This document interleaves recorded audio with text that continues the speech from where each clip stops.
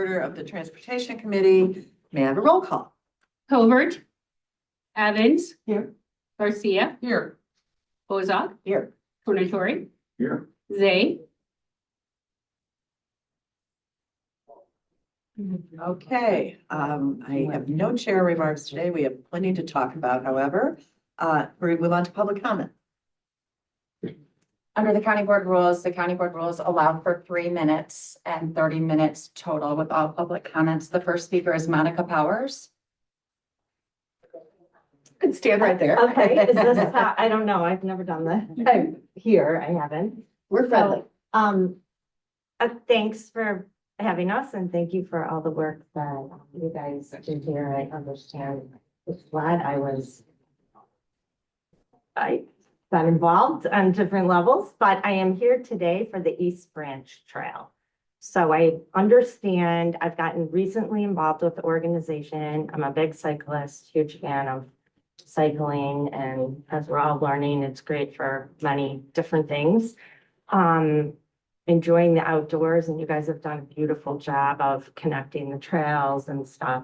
But the East Branch Trail is trying to create some north-south connections. And from what I understand, it's been in process for a long time. So we're looking for an update. And then we've got over 7,000 people that have signed our petition that are very interested to see some sort of progress. So I would just offer up, maybe we could, I know you guys were doing an overall plan, but maybe there's an ability to focus on a few certain areas and kind of get those going so people can enjoy that. So we can make some progress on getting the trail done. So looking forward to hearing what's happening. Thank you. Thank you. Anyone else? Not today? Okay. Thank you very much. Now we are going to move on to, I move to approve the minutes of our Tuesday, January 6th, 2026 meeting. Second. Any comments or questions? All in favor? Aye. Okay, next, I'm going to move to combine items A through D. Second. All in favor? Okay, I move for approval of 260286, budget transfer of $4,947 from overtime to employee medical and hospital insurance, additional funds needed for end of fiscal year 2025 to cover insurance. I move for approval of 260287, budget transfer of $5,000 salary and wage adjustments to regular salaries, additional funds needed to cover fiscal year 2025 salaries. Move for approval of 260288, budget transfer of $39,290 from regular salaries to overtime, additional funds needed for final fiscal year 2025 overtime due to snow callouts. I move for approval of item 260289, budget transfer of $3,700 regular salaries to employee share IMRF, additional funds needed for fiscal year 2025 employer share of IMRF.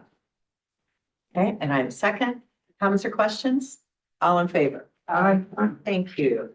Okay, next I move for approval of 260235, recommendation for the approval of a contract purchase order to Roland Machinery Company doing business as Roland Machinery Exchange to furnish and deliver OEM Wirtgen and Ham certified repair and replacement parts as needed for the Division of Transportation for the period February 1st, 2026 through January 31st, 2027, for a contract total not to exceed $15,000, not suitable for competitive bids, sole source, direct replacement of compatible equipment parts. And I have a second. Okay, all in favor? Aye. All right. Next, I move for approval of 260176, amendment to resolution DTP 1723 issued to Fastenal Company to furnish and deliver maintenance, repair, and operating supplies as needed for the Division of Transportation to increase the encumbrance in the amount of $20,000, resulting in an amended contract total amount of $95,000. Second. Any comments or questions? All in favor? Okay, next I move for approval of DTR 126, awarding resolution issued to Clean Cut Tree Service for the 2026 tree removal project for advanced work for various planned transportation projects, an estimated county cost of $74,470 per lowest responsible bid. Second. Any comments or questions? All in favor? Aye. Okay, and next I move to receive and place on file an informational item TEP 126, recommendation for approval of a contract purchase order to Acela Incorporated for managed application services to provide support with permitting software for building and zoning, transportation, stormwater, and public works departments for the period February 21st, 2026 through February 20th, 2027, for a contract total not to exceed $203,674.38, exempt from bidding, not suitable for competitive bids, sole source, proprietary software maintenance and support. Second, okay. Next, all in favor? Aye. Thank you. Would it be possible for us to switch off business? Yeah, okay.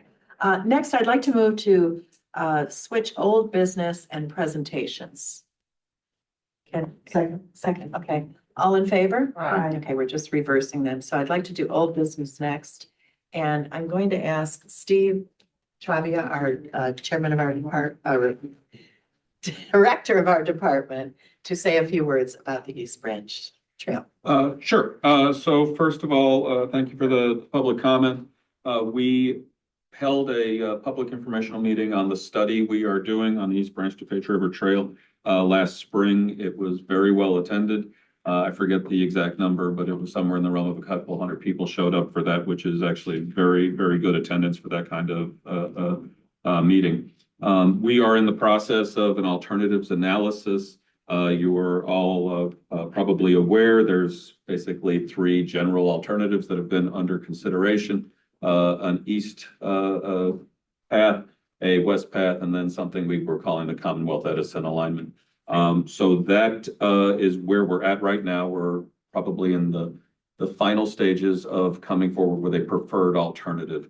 Once that happens, we will go to another public informational meeting this spring or summer. That schedule has not been defined. And then we'll proceed from there to basically create manageable construction contracts that could be built in the future. So that's very high level. Bill, anything you want to add into that, please? I think the only other thing I'll add is because we got the federal funds from Congressman, it came through Congressman Caston's office, we are obligated to follow the NEPA process. And so unfortunately, one of the things that means is that we can't split out the project any more than it already is until we get through the entire this preliminary engineering phase, this phase one that we're in. But once we get to that, like Steve said, then we can start to break it up into little pieces and be able to potentially move forward with smaller chunks. Okay, thank you both. Next, I'm going to go. Oh, I'm sorry, any other old business? Okay, hearing none, we're going to go back to presentations. And I believe John Loper, our senior Good. transportation planner, is going to give us an update on what is going on. Yeah, State. Good morning, local thank level. you, Chair.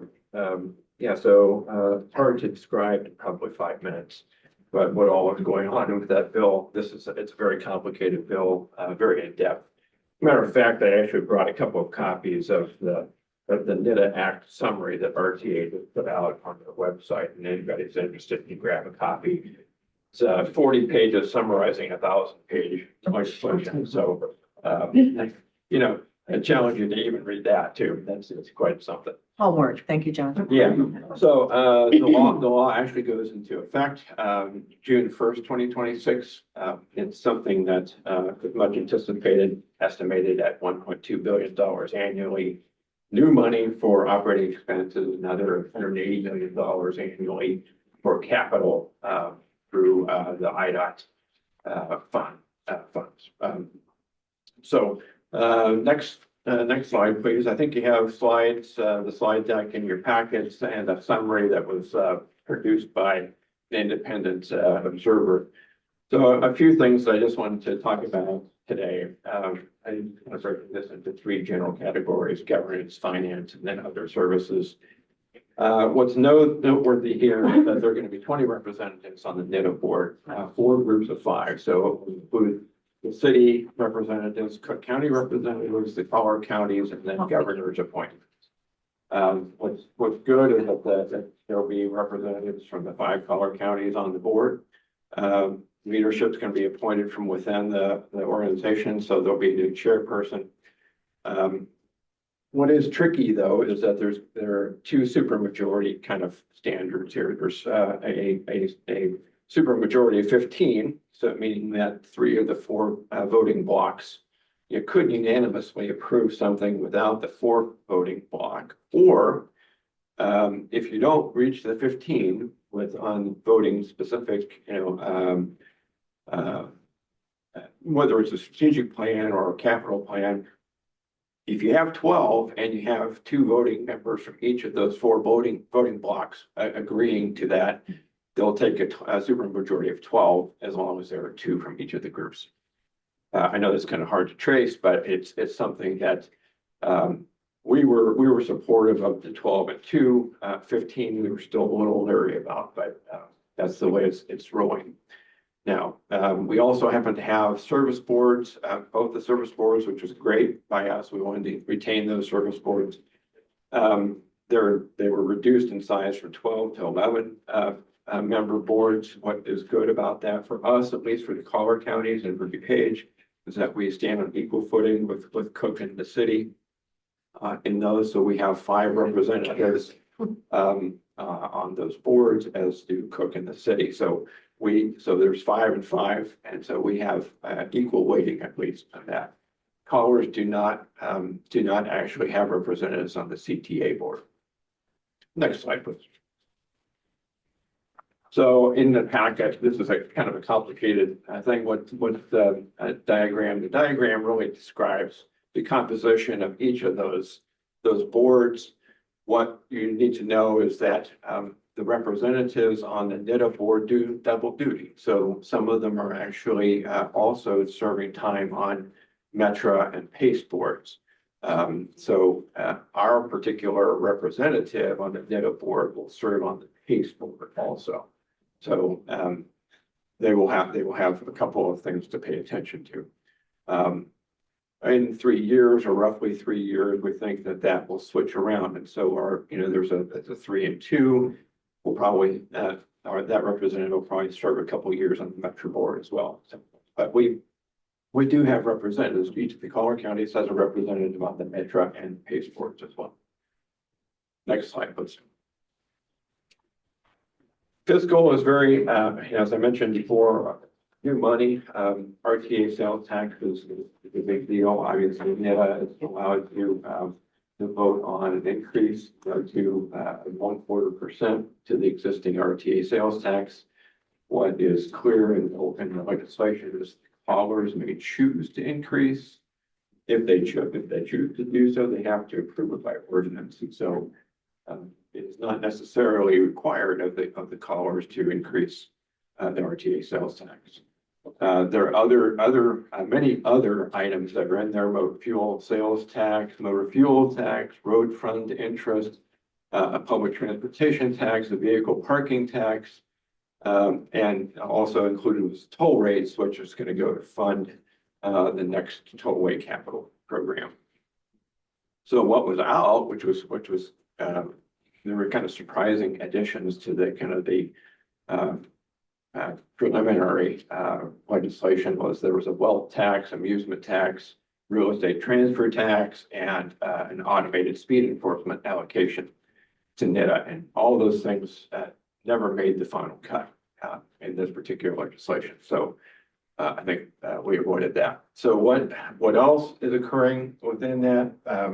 There's a fare capping program that is a nice thing. So you never, you could take as long as you actually have a Ventra card, or you happen to have an account with that kind of the regional NIDA agency, you'll never pay more than a month. You can ride as many times as you want. You're capped at the amount of at the total monthly fare or weekly fare.